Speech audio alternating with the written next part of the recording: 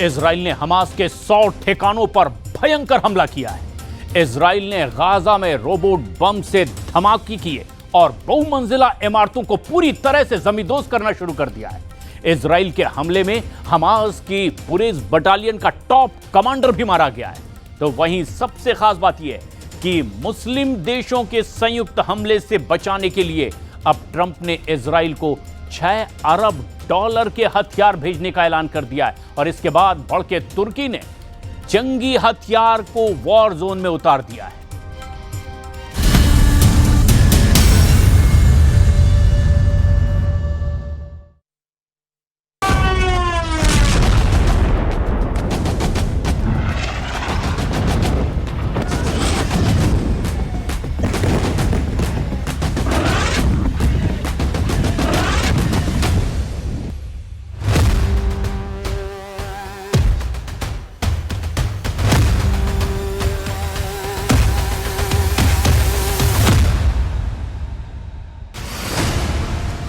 तुर्की में बारूदी तबाही शुरू।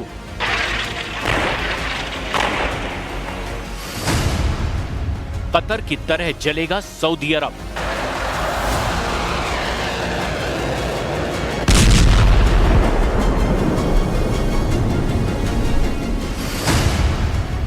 सबसे पहले दहलेगा इजराइल का दुश्मन देश नंबर 58।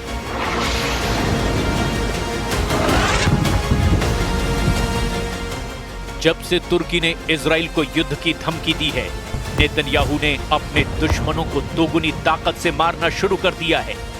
दुश्मनों के लड़ाका ग्रुप पर इजराइल हर तरह के हथियारों से हमला बोल रहा है। क्या गाजा, क्या लेबनान, क्या यमन, क्या सीरिया, जहां देखिए बारूदी धमाके ही धमाके हैं। इजराइल ने जंग तेज कर दी है। इजराइल अब जल्द से जल्द 57 मुस्लिम देशों से युद्ध की तैयारी कर रहा है। नेतन्याहू सबसे बड़े खतरे को अच्छी तरह महसूस कर रहे हैं। इसी वजह से इजराइल ज्यादा विस्फोटक हो गया है, ज्यादा विध्वंसक हो गया है। इजराइल ने महमूद यूसुफ अबू अल खैर का सफाया किया। इजराइल के ट्रैप में Houthi chief Abdul Malik al Houthi फंसा। इजराइल का next target Hezbollah chief Naim Qassem. Trump ने भेजे $6 अरब के हथियार। इजराइल हुआ खूंखार। اسرائیل بزرگ رو داریم تعقیب میکنیم و نقشه‌ای که اینا برای اسرائیل کشیدن تا خیلی از کشورهای منطقه رو در بر میگیره. اسرائیل باید به حق و حقوق خودش از حدود مرز خودش حق نداره تجاوز بکنه.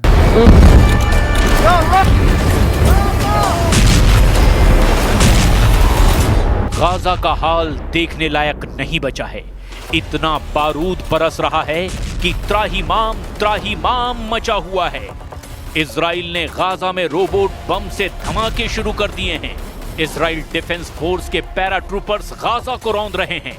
उत्तरी गाजा पट्टी में इजराइल का ऑपरेशन सबसे भयानक अंदाज में चल रहा है। इजराइल ने गाजा पट्टी में ऑपरेशन गिडियन चैरियट्स 2 लॉन्च किया है, जिसका मकसद हमास की कैद से सभी बंधकों को रिहा करवाना है, जिसके लिए इजराइल ने 180 से ज्यादा विस्फोटक रोबोट और रिमोट कंट्रोल व्हीकल इस्तेमाल किए हैं। इजराइल ने तेल अल हवा, शेख रिदवान, तूफा, जबल नजला और सफतवी स्ट्रीट में बहुमंजिला इमारतों को बम से उड़ा दिया है। मिडिल ईस्ट से आई रिपोर्ट के मुताबिक इजराइल की बख्तरबंद गाड़ियां और पैराट्रूपर डिवीजन गाजा सिटी में तेजी से कब्जा करती जा रही हैं। फिलहाल गाजा में 4 लाख के करीब लोग हैं, जिन्हें खदेड़कर इजराइल पूरे गाजा पर कंट्रोल का मिशन चला रहा है। אבל כיוון ששאלת על הנשיא טראמפ, היו לי כמה שיחות איתו אחרי התקיפה, וכולן היו טובות מאוד, כולל שיחתנו אתמול. ושני דברים יצאו מזה. אחד, שהוא הזמין אותי לבית הלבן, זה התבצע नेतन्याहू आर्मी अब तक ऑपरेशन में काफी हद तक कामयाबी हासिल करती भी दिखाई दे रही है। गाजा में हमास सैन्य खुफिया विभाग के डिप्टी हेड सिम Mahmoud Yusuf Abu Al Khair को इजराइल ने ढेर कर दिया है। अबू अल खैर हमास की बुरेज बटालियन में सैन्य खुफिया विभाग का डिप्टी हेड था, जिसे उत्तरी गाजा में आईडीएफ ने 10 और टॉप कमांडरों के साथ मार गिराया है।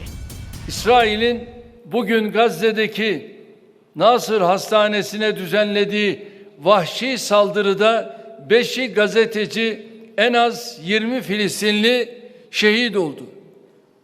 Gözü dönmüş Netanyahu hükümeti insanlık adına ne varsa yok etmek için cani saldırılarına aralıksız devam ediyor. Gaza की तरह यमन फ्रंट पर इजराइल ने ईरान समर्थित हूथी फाइटर्स को जड़ से खत्म करने का ऐलान किया है। इजराइल के रक्षा मंत्री इजराइल काट्स ने धमकी दी है कि अब Houthi chief Abdul Malik al Houthi का नंबर आ गया है। पीएम नेतन्याहू ने हूथी चीफ को नसरल्ला, हानिया और सिनवार से भी भयानक मौत देने के ऑर्डर जारी कर दिए हैं। इजराइल कॉर्ट्स ने एलाद सिटी पर मिसाइल हमले के बाद हूथी चीफ को सीधी धमकी देते हुए कहा है कि अब्दुल मलिक अल हूथी, तुम्हारा समय आ चुका है, तुम्हें अपनी सरकार के दूसरे लोगों के पास भेजा जाएगा। हूथी झंडे पर लिखे नारे इजराइल की मौत, यहूदियों पर अभिशाप की जगह इजराइल का नीला सफेद झंडा यमन पर लहराएगा। ये एकीकृत यमन की राजधानी पर लहराएगा। इजराइल से डेथ वार्निंग मिलने के बाद हूथी चीफ ने लगातार लोकेशन बदलनी शुरू कर दी है। Houthi chief Abdul Malik Houthi कई तरह के एहतियात बरत रहा है। जैसे अब्दुल मलिक अल हूथी पहले भी टीवी इंटरव्यू देने से परहेज करता था, लेकिन अब खुद के वीडियो रिलीज करने से भी बच रहा है।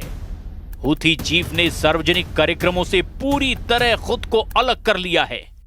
साल 2004 में अपने भाई की मौत के बाद से ही अब्दुल मलिक अल हूथी ने लड़ाका ग्रुप की कमान संभाल रखी है।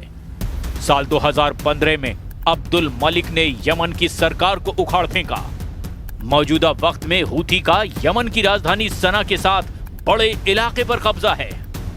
हालांकि हूथी चीफ इजराइल की धमकी को हल्के में लेने की भूल नहीं कर रहा, क्योंकि इजराइल ने जिस दुश्मन को मौत देना तय कर लिया उसे कोई रोक नहीं सकता। इजराइल दुश्मन देश में घुसकर एक एक कर सभी लड़ाका ग्रुप के टॉप लीडर का सफाया कर चुका है। चाहे वो हमास चीफ इस्माइल हानिया रहा हो, चाहे हिजबुल्लाह चीफ नसरल्ला रहा हो, या फिर याह्या सिनवार, इजराइल की मार से कोई नहीं बच पाया। इजराइल को रोक पाना अब किसी भी फाइटर ग्रुप के बस की बात नहीं। अमेरिका नेतन्याहू को 10 युद्ध जीतने के हथियार सौंपने जा रहा है। प्रेसिडेंट ट्रंप इजराइल को $6 अरब के हथियारों की खेप पहुंचाने वाले हैं। इजराइल को मिलने वाले जंगी हथियारों में 30 AH-64 अपाचे हेलीकॉप्टर भी शामिल है, जिसकी कीमत $3.8 अरब है। ट्रंप से मिलने वाले नए हथियार से इजराइल के लड़ाकू हेलीकॉप्टरों का मौजूदा स्टॉक 2 गुना हो जाएगा।